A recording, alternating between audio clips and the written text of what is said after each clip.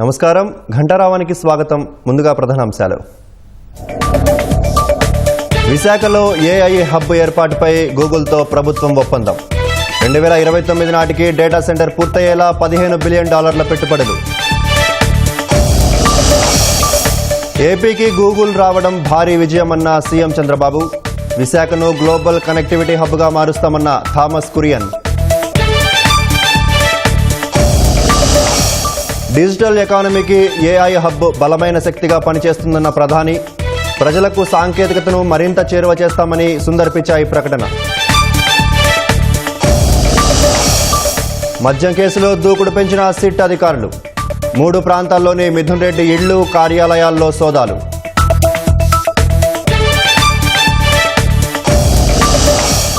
Kakinada SEZ రైతులకు ప్రభుత్వం ఊరట. రిజిస్ట్రేషన్ చేసి భూములు వెనక్కి ఇవ్వాలని నిర్ణయం.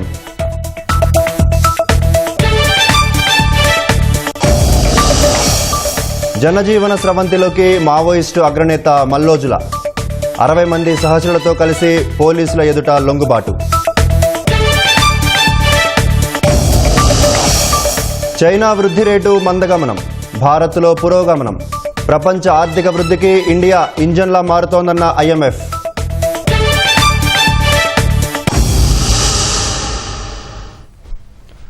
విశాఖలో gigawatt hyper scale data centre ఏర్పాటుపై రాష్ట్ర ప్రభుత్వం గూగుల్తో చారిత్రాత్మక ఒప్పందం కుదుర్చుకుంది. ఢిల్లీలో జరిగిన ఈ కార్యక్రమంలో గూగుల్, రాష్ట్ర ప్రభుత్వ ప్రతినిధులు ఒప్పంద పత్రాలపై సంతకాలు చేశారు. తాజ్ మాన్సింగ్ హోటల్లో భారత్ ఏఐ శక్తి పేరుతో గూగుల్ నిర్వహించిన ఈ కార్యక్రమంలో సీఎం చంద్రబాబు, కేంద్ర మంత్రులు నిర్మలా సీతారామన్, అశ్విని వైష్ణవ్, మంత్రి Lokesh, Google cloud CEO Thomas Kurian, global infrastructure vice president Bikash Koley, Google cloud Asia Pacific విభాగం అధ్యక్షుడు కరణ్ బజ్వా పాల్గొన్నారు. విశాఖను ఏఐ సిటీగా మార్చేందుకు పునాది వేసే ఈ ప్రాజెక్టు ద్వారా గూగుల్ సుమారు $15 బిలియన్ పెట్టుబడి పెట్టనుంది. 2029 నాటికి విశాఖలో గూగుల్ డేటా సెంటర్ పూర్తి చేసేందుకు ప్రణాళిక రూపొందించారు.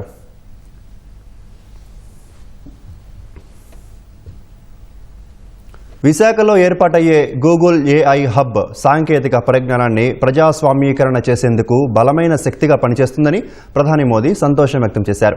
విశాఖలో గూగుల్ ఏఐ హబ్ ఏర్పాటు ప్రక్రియ ప్రారంభంపై సామాజిక మాధ్యమం Xలో హర్షం వ్యక్తం చేశారు. వికసిత్ భారత్ లక్ష్యంలో భాగంగా గిగావాట్ స్కేల్ డేటా సెంటర్, ఇతర మౌలిక సదుపాయాలు వస్తున్నాయని పేర్కొన్నారు. ప్రజలందరికీ ఏఐ అందుబాటులోకి వస్తుందని, డిజిటల్ ఎకానమీకి మరింత ఊపునిస్తుందని విశ్వాసం వ్యక్తం చేశారు. గ్లోబల్ టెక్నాలజీ లీడర్గా భారత్ స్థానం మరింత సుస్థిరమవుతుందని పేర్కొన్నారు. విశాఖలో గూగుల్ ఏఐ హబ్ మైలురాయిగా నిలుస్తుందని గూగుల్ సీఈఓ సుందర్ పిచాయ్ తెలిపారు. విశాఖలో ఏర్పాటు చేసే గిగావాట్ స్కేల్ డేటా సెంటర్ ఏర్పాటు కోసం సముద్ర గర్భంలో కేబులింగ్ ఏర్పాటు చేస్తున్నామని పేర్కొన్నారు. ఇందుకోసం విద్యుత్ మౌలిక సదుపాయాలు పెద్ద ఎత్తున కల్పిస్తున్నామన్నారు. ఏఐ ఆవిష్కరణలు వేగవంతం చేసి భారత్లోని సంస్థలు, వినియోగదారులకు సాంకేతికతను చేరువ చేస్తామని తెలిపారు. గూగుల్ ఏఐ డేటా సెంటర్ గురించి ప్రధానితో మాట్లాడటం సంతోషంగా ఉందని Xలో తెలిపారు. ఇక నుంచి గూగుల్ ప్రాజెక్ట్ ఆంధ్రప్రదేశ్ ప్రభుత్వానిదని ముఖ్యమంత్రి చంద్రబాబు అన్నారు. గూగుల్ డేటా సెంటర్ నిర్మాణంలో రాష్ట్ర ప్రభుత్వం తరపున అన్ని విధాల సహాయ సహకారాలు అందిస్తామన్నారు. 2047 నాటికి వికసిత్ భారత్ లక్ష్యాలు చేరుకునే దిశలో సాగుతున్నామన్న చంద్రబాబు, ప్రధాని మోదీ వేగాన్ని అందుకోవడానికి కంపెనీలు సిద్ధంగా ఉండాలన్నారు. First time Microsoft has come to Hyderabad. Today Google has come to Visakhapatnam. We are very happy. We are having strong Prime Minister, not only visionary, he can understand technology. I have seen so many Prime Ministers so far. I worked with them. I took so much of time to push technologies, but present Prime Minister, he pushes to move forward. If you ask something, he will say, why can't you go improved version of that? That is the speed. Yesterday I met him. We are talking. Google is coming. He is thinking now February AI global conference in India. Compared to all public policy makers in other countries, India is different. Our Prime Minister is different. From now onwards, it is our project, not only Google project. Government of Andhra Pradesh will support all possible ways to make it successful. With your entry now, Visakhapatnam, Korean has given good news. $15 billion within 5 years' time. That is a welcome news. I am having an ambition. One family, earlier I told one IT professional, now I am telling one AI use cases they have to prepare, or every family has to use artificial intelligence in their walks of life. It is possible, but ethically and also all security problems you have to take care. విశాఖలో gigawatt data centre ఏర్పాటు చేయడం సంతోషంగా ఉందని Google cloud global CEO Thomas Kurian తెలిపారు. వచ్చే 5 ఏళ్లలో $15 billion మేర పెట్టుబడులు పెడతామని వెల్లడించారు. గ్లోబల్ కనెక్టివిటీ హబ్గా విశాఖ మారనుందని ధీమా వ్యక్తం చేశారు. వికసిత్ భారత్ సాధనకు తమ వంతు సహాయ సహకారాలు అందిస్తామని కురియన్ తెలిపారు. Today, though, we are incredibly proud with the support of the government of India and the state of Andhra Pradesh. We're very pleased to announce a new gigawatt scale AI hub in Visakhapatnam. It's the largest AI hub that we are going to be investing in anywhere in the world outside of the US. It represents a capital investment over the next 5 years of $15 billion. Will scale to multiple gigawatts. In addition to that, we're also pleased that we will be making Visakhapatnam a global connectivity hub. We are not just bringing AI technology, but also a digital infrastructure through our subsea cable and network connectivity hub. So, thank you once again to the Government of India, Chief Minister Naidu, and for all the support we've had. Finally, we see this hub not just serving India, but from India serving Asia and other parts of the world. And to the people of India, it's our small contribution towards the Viksit Bharat vision for 2047. Thank you. AI mission లక్ష్యాలను చేరుకునేందుకు Google hub దోహదం చేస్తుందని కేంద్ర మంత్రి అశ్విని వైష్ణవ్ అన్నారు. సాంకేతిక రంగంలో కొత్త ఆవిష్కరణలు పెరగడం, ఏఐ దూసుకుపోతున్న ఈ తరుణంలో ఉద్యోగులు, యువత నైపుణ్యాలను మెరుగుపరుచుకోవాల్సిన అవసరం ఎంతైనా ఉందన్నారు. అండమాన్ను గ్లోబల్ ఇంటర్నెట్ డేటా ట్రాన్స్ఫర్ హబ్గా మార్చాలని గూగుల్ ప్రతినిధులను అశ్విని వైష్ణవ్ కోరారు. This AI hub will be a very important contribution to the AI mission goals in 3 different ways. First, skilling. We all know that AI is fundamentally changing the way the world moves today. Under such circumstances, there is a serious concern among a lot of IT professionals of what their jobs will be, where they would, how their lives will be impacted. So it's very important for all of us, especially the industry, to reskill and upskill our IT professionals in a major way. The second thing is about the undersea subsea cable. My request is that Andaman is a very strategic location. Singapore is today all choked. Why can't we make Andaman as the next big hub for global internet data transfer? We'll, from the Government of India's perspective, will provide full support for this. Google ఏపీలో అడుగుపెట్టడంపై మంత్రి లోకేష్ హర్షం వ్యక్తం చేశారు. Tech ప్రపంచంలో ఏపీకి చారిత్రాత్మక రోజుగా ఆయన అభివర్ణించారు. కేంద్ర ప్రభుత్వ సహకారంతో విజనరీ నాయకుడు చంద్రబాబు నాయకత్వంలో ఏపీలో మరిన్ని ప్రాజెక్టులు రాబోతున్నాయని తెలిపారు. This juncture, I believe it's not about Andhra Pradesh playing an important role in India, but India playing an important role on the global landscape. And this is what excites us. And this is why, the entire leadership is aligned in terms of executing this project at this scale. This is a historical moment, not only for Andhra and Google, but I think it's a historical moment for Bharat. It's not just about a data center, it's about the kind of services, the kind of economic empowerment we can do at the grassroots level. So we're really excited as Andhra Pradesh to lead it from the front. ప్రపంచంలోనే అత్యంత ప్రతిష్టాత్మక Google tech సంస్థ విశాఖకు రావడం నవ్యాంధ్రప్రదేశ్కు శుభపరిణామమని మంత్రులు హర్షం వ్యక్తం చేశారు. పరిశ్రమలకు అనుకూలమైన వాతావరణం, సమర్థవంతమైన నాయకత్వం ఉండటంతో రాష్ట్రానికి గూగుల్, టీసీఎస్, యాక్సెంచర్ వంటి టెక్ దిగ్గజ కంపెనీలు వస్తున్నాయన్నారు.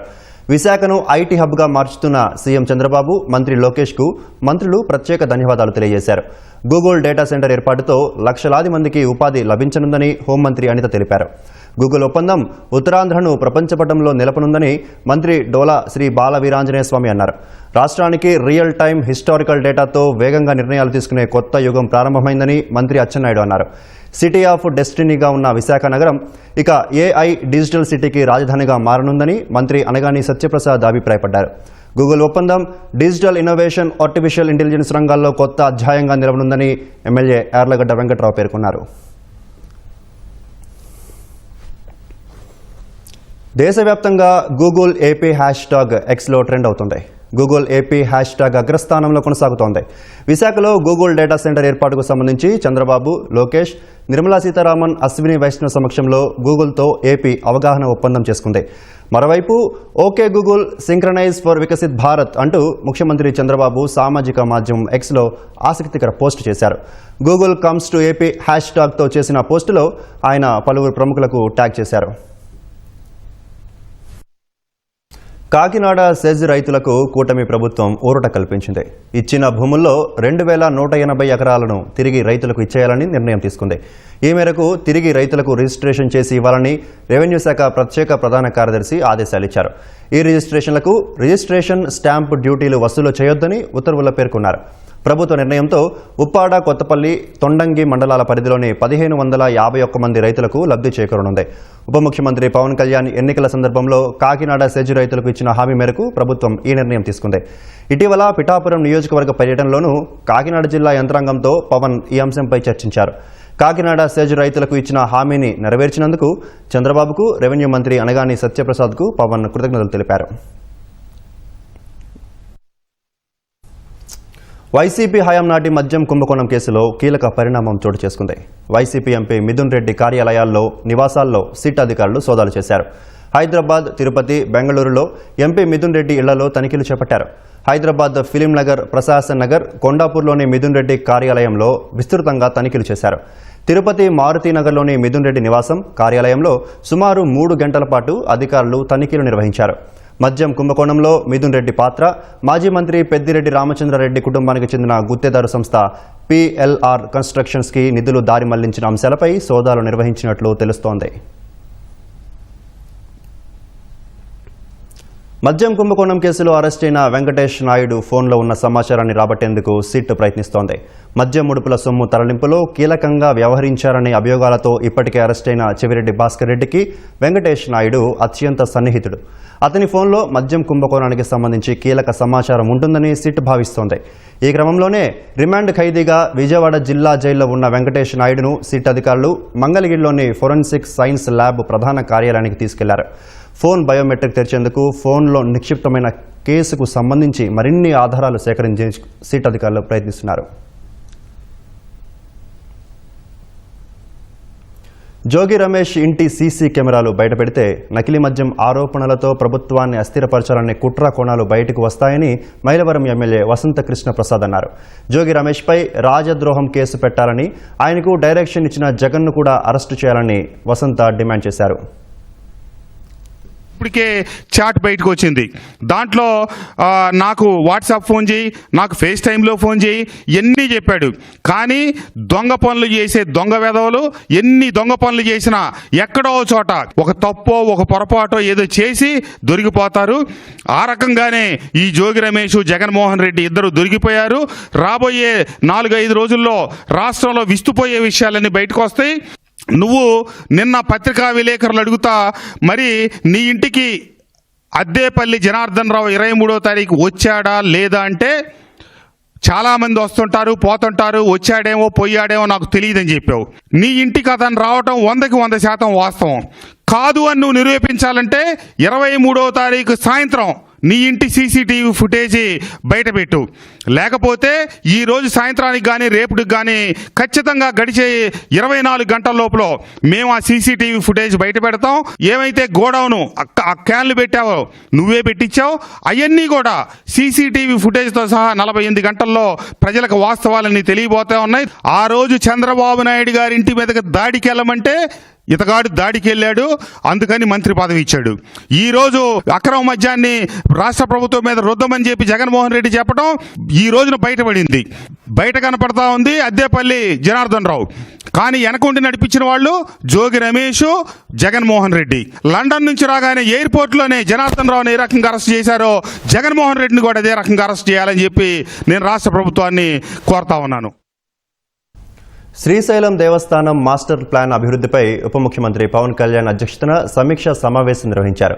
శ్రీశైలం దేవస్థానం అభివృద్ధి, మాస్టర్ ప్లాన్ అమలు, దశల వారీగా అభివృద్ధి ప్రణాళికలు, అటవీ శాఖ అనుమతులపై సమగ్ర సమీక్ష చేపట్టారు. శ్రీశైలం ఆలయం పరిసర ప్రాంతాల అభివృద్ధి, భక్తులకు సౌకర్యాలు, క్షేత్ర అభివృద్ధి కొరకు అటవీ శాఖ అభ్యంతరాలు తదితర అంశాలు విస్తరణపై చర్చించారు. శ్రీశైలం అభివృద్ధి మాస్టర్ ప్లాన్లో రహదారులు, వసతి గృహాలు, పార్కింగ్, భక్తుల సౌకర్యాలు, పర్యాటక మౌలిక సదుపాయాలపై దృష్టి సారించాలని అధికారులకు పవన్ సూచించారు. మాస్టర్ ప్లాన్కు సంబంధించిన సమగ్ర సమాచార నివేదికను శ్రీశైలం రానున్న ప్రధాని మోదీకి అధికారులు సమర్పించే ఆలోచనలో ఉన్నట్లు సమాచారం. వైసీపీ హయాంలో తిరుమల శ్రీవారి పరకామణి చోరీకి సంబంధించి సిఐడి బృందం తిరుపతి, తిరుమలలో పర్యటించింది. హైకోర్టు ఆదేశాలతో సిఐడి డీజీ రవిశంకర్ అయ్యన్నార్ నేతృత్వంలోని బృందం తిరుమలలోని శ్రీవారి ఆలయ పరకామణిని పరిశీలించింది. అనంతరం తిరుమల 1వ పోలీస్ స్టేషన్లో రికార్డులు స్వాధీనం చేసుకుంది. అనంతరం తిరుపతి 2వ మున్సిప్ కోర్టు జడ్జి ఛాంబర్ వద్దకు చేరుకుని పరకామణి కేసుకు సంబంధించిన దస్త్రాలు సేకరించింది. 2023 మార్చిలో శ్రీవారి పరకామణిలో చోరీ చేస్తూ తిరుమల తిరుపతి దేవస్థానం ఉద్యోగి రవికుమార్ పట్టుబడ్డారు. లోక్ అదాలత్లో రాజీ కుదుర్చుకొని ఈ కేసును అప్పటి పాలక వర్గం మూసివేయించిందంటూ దాఖలైన పిల్పై హైకోర్టు విచారణ జరిపింది. హైకోర్టు ఆదేశాల మేరకు సిఐడి అధికారులు సోదాలు చేశారు. గుంటూరు జిల్లా తురకపాలెంలో వైద్యులు మెలియాయిడోసిస్ బ్యాక్టీరియా నమూనా సేకరణకు ప్రత్యేక శిక్షణా తరగతులు నిర్వహిస్తున్నారు. తురకపాలెంలో అంతు చిక్కని మరణాలకు మెలియాయిడోసిస్ కారణం కావచ్చన్న అనుమానంతో వ్యాధి వ్యాప్తి, కట్టడి అంశాలపై దృష్టి సారించారు. Guntur regional public health lab ఆధ్వర్యంలో శిక్షణా తరగతులు నిర్వహిస్తున్న మైక్రోబయాలజిస్ట్ డాక్టర్ ముఖోపాధ్యాయతో మా ప్రతినిధి వీరాంజనేయులు ముఖాముఖి. గుంటూరు గ్రామీణ మండలం తురకపాలెం గ్రామంలో ఇటీవల అకాల మరణాలు చోటు చేసుకోవడంతో దాదాపు 28 మంది చనిపోయారు. ఈ చనిపోవటానికి ప్రధానంగా మెలాయిడోసిస్ అనే బ్యాక్టీరియల్ ఇన్ఫెక్షన్ కారణమని చెప్పి కూడా వైద్యాధికారులు కావచ్చు, అటు ప్రభుత్వం కూడా ఒక నిర్ధారణకు వచ్చింది. ఈ నేపథ్యంలో అసలు ఈ మెలాయిడోసిస్ ఎలా వ్యాప్తి చెందుతుంది, మెలాయిడోసిస్ వ్యాధిని ఎలా గుర్తించాలనే దాని మీద కూడా ప్రభుత్వం కావచ్చు, అధికారులు, వైద్యాధికారులు కావచ్చు పెద్ద ఎత్తున పరిశోధన చేస్తున్నారు. గుంటూరు మెడికల్ కళాశాలలో ఉన్నటువంటి ప్రయోగశాలలో ప్రత్యేక శిక్షణా తరగతి నిర్వహిస్తున్నారు. ఈ నేపథ్యంలోనే మణిపాల్ వైద్యులు ముఖోపాధ్యాయ ఉన్నారు. ఆయన అడిగి మరింత సమాచారం చేసుకున్నాం. చెప్పండి, so what is melioidosis infection? This is an emerging tropical infectious disease which has recently been diagnosed across the country from different states. It is a fatal infection which can kill a patient if infected within 24 to 48 hours. Melioidosis affected persons, which symptoms are occurred? Melioidosis patients mainly come with very high fever. They are mainly diabetic or chronic kidney disease or immunosuppressed conditions like cancer, and they come with community acquired pneumonia or sepsis, means bloodstream infections. Also they can come with bone and joint infection. They can come with abscess in different parts of the body like liver abscess, spleen abscess, prostatic abscess. They can come with cutaneous ulcers, cutaneous abscess, sometimes in meningitis, in infections in the brain, and in every way the infection is very severe. In our Turakpalam, number of cases identified. Melioidosis cases in our country and our state, other places which have already found. Yes. There are a few states in India who are regularly diagnosing the disease for last more than 1 decade. Which type of test conducting this specific bacterial infection identified? Mainly the culture. Culture is the main way to diagnose the case. At present, there is no standard serological technique present for this disease. In our country and our state, lab facilities are available in our test identified. Not many labs, but now fortunately few labs in India across the country. Sir, your team visit Turakpalam village, collect samples. Sample contains melioidosis bacteria. No, yesterday we have collected the sample. Today we are processing the samples in the laboratory. We are yet to know that those samples are having bacteria or not. Maybe it may be there, but most often the bacteria is not easily been diagnosed from the soil. We have collected only very minimum number of samples. Actually, we have not done for the surveillance purpose. We done for the training purpose. After the training, those people who have been trained, they can do the proper surveillance, collecting more number of samples. ఈ మెలాయిడోసిస్ నమూనాలు సేకరించే విధానంలో కావచ్చు, పరీక్షల విధానంలో కావచ్చు తగు శిక్షణ ఇస్తున్నామని కూడా వైద్యులు చెప్తున్నారు. కెమెరామెన్ కేశవ్తో Veeranjaneyulu, ETV news, Guntur. Maoist అగ్రనేత పార్టీ పొలిట్ బ్యూరో సభ్యుడు మల్లోజుల వేణుగోపాలరావు పోలీసుల ఎదుట లొంగిపోయారు. మహారాష్ట్రలో వేణుగోపాలరావు సహా 61 మంది మావోయిస్టులు లొంగిపోయినట్లు ఛత్తీస్గఢ్ ప్రభుత్వం తెలిపింది. మల్లోజుల లొంగుబాటు మావోయిస్టు పార్టీకి పెద్ద ఎదురుదెబ్బ కాగా భద్రతా బలగాలు సాధించిన అతిపెద్ద విజయాల్లో ఒకటిగా నిలిచింది. మావోయిస్టులపై కేంద్ర ప్రభుత్వం ఉక్కుపాదం మోపుతున్న వేళ కీలక పరిణామం చోటు చేసుకుంది. 2026 మార్చి 31 నాటికి దేశంలో మావోయిస్టులను లేకుండా చేస్తామని కేంద్ర ప్రభుత్వం ప్రతిజ్ఞ చేసిన వేళ మావోయిస్టు అగ్రనేత పార్టీ పొలిట్ బ్యూరో సభ్యుడు మల్లోజుల వేణుగోపాలరావు లొంగిపోయారు. మహారాష్ట్రలోని గడ్చిరోలీలో 61 మంది అనుచరులతో కలిసి ఆయన ఆయుధాలను త్యజించారు. లొంగిపోయిన వారిలో పార్టీ కేంద్ర కమిటీకి చెందిన ఒక సభ్యుడితో పాటు డివిజనల్ కమిటీకి చెందిన 10 మంది ఉన్నారు. ఈ సందర్భంగా మీడియా సమావేశం నిర్వహించిన ఛత్తీస్గఢ్ ఉప ముఖ్యమంత్రి విజయ్ శర్మ మిగిలిన వారు కూడా లొంగిపోవాలని, లేదంటే సాయుధ దళాల చేతిలో చావు తప్పదన్న రీతిలో హెచ్చరించారు. जनता ने स्पष्ट कर लिया है मन कि नक्सलवाद समाप्त होना चाहिए. बहुत बड़े नक्सलियों के समूह ने भी मन बना लिया है इसको समाप्त होना चाहिए. आज जब आप ये सूचना मुझे दे रहे हैं तो मैं आपको ये बता रहा हूं कि जहां साल भर पहले एक पोलित ब्यूरो मेंबर महिला ने गढ़चिरौली में समर्पण किया था, वहीं पर उसके पति ने, वह भी पोलित ब्यूरो मेंबर है, उसने भी आज मुख्यधारा को अपनाया है. हमारे बस्तर में भी बहुत सारी गतिविधियां चल रही हैं. आने वाले समय में जो मुख्यधारा में है उनका स्वागत होगा, उनके लिए पूरी व्यवस्थाएं खड़ी की जाएंगी और जो इस तरह की घटनाएं कर रहे हैं उनसे हमारे आर्म्ड फोर्सेस के जवान निपटने के लिए बिल्कुल सक्षम है और निपटा भी. 1970లో మావోయిస్టు పార్టీలో చేరిన మల్లోజుల వేణుగోపాలరావు అత్యంత ప్రభావవంతమైన వ్యూహకర్తల్లో ఒకరిగా ఎదిగారు. ఇటీవల అభయ్ పేరుతో కాల్పుల విరమణ ప్రతిపాదన చేశారు.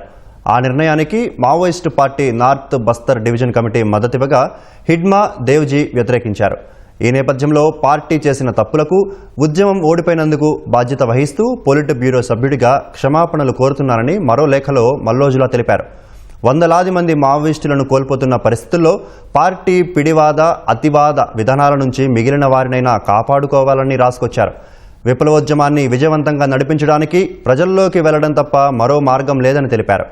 మల్లోజుల లొంగుబాటు భద్రతా బలగాలు సాధించిన పెద్ద విజయంగా చెప్తున్నారు. దండకారణ్య స్పెషల్ జోనల్ కమిటీ సభ్యురాలైన వేణుగోపాలరావు భార్య తారక్క ఇదివరకే గడ్చిరోలీలో లొంగిపోయారు.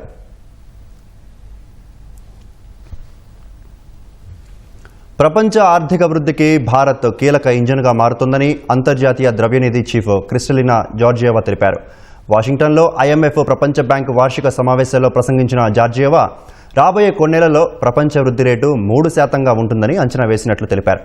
ఓవైపు చైనా ఆర్థిక వృద్ధి క్రమంగా మందగిస్తుండగా భారత్ మాత్రం ప్రధాన వృద్ధి ఇంజన్గా ఎదుగుతోందని జార్జియేవా వివరించారు. మెరుగైన విధానాలు, ప్రైవేటు భాగస్వామ్యం విస్తరణ, గతంలో భావించిన దానికన్నా ట్రంప్ సుంకాల ప్రభావం తక్కువగా ఉండటం వంటివి ప్రపంచ ఆర్థిక స్థిరత్వానికి ముఖ్య కారణాలని జార్జియేవా తెలిపారు.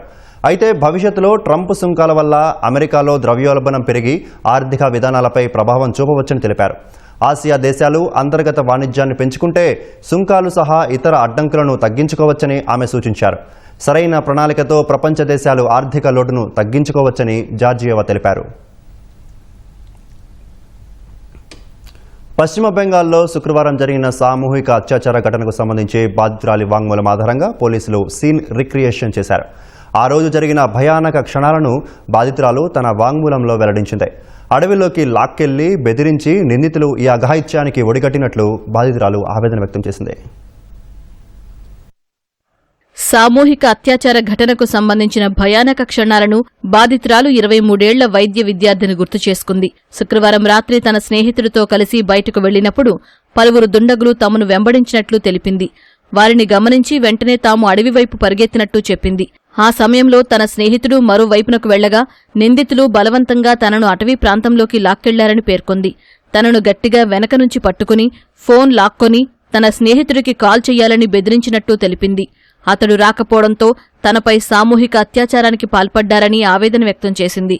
తాను ప్రతిఘటించినా అరచి గోల చేసినా మరికొంతమందిని పిలుస్తామని నిందితులు బెదిరించారంటూ ఆ బాధాకర క్షణాలను బాధితురాలు గుర్తు చేసుకుంది.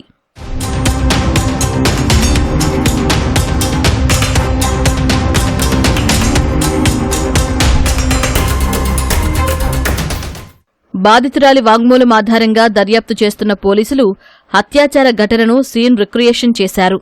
అందుకోసం అరెస్టైన 5 నిందితులు సహా బాధితురాలి స్నేహితుడిని సైతం ఘటనా స్థలానికి తీసుకెళ్లారు. ఈ సీన్ రిక్రియేషన్కు ముందు బాధితురాలి స్నేహితుడిని దాదాపు గంటసేపు ప్రశ్నించి పోలీసులు వివరాలు సేకరించారు. సాక్ష్యాధారాల కోసం నిందితుల్లోని 2 వారి నివాసాలకు తీసుకెళ్లి తనిఖీలు చేశారు. ఈ సోదాల్లో వారి ఇళ్ల నుంచి కొన్ని దుస్తులను స్వాధీనం చేసుకున్నారు. నేరం చేసిన సమయంలో వాటిని నిందితులు ధరించినట్టు పోలీసులు అనుమానిస్తున్నారు. అరెస్టైన 5 ఫోన్ల నుంచి సమాచారాన్ని సేకరిస్తున్నట్టు పోలీసులు తెలిపారు.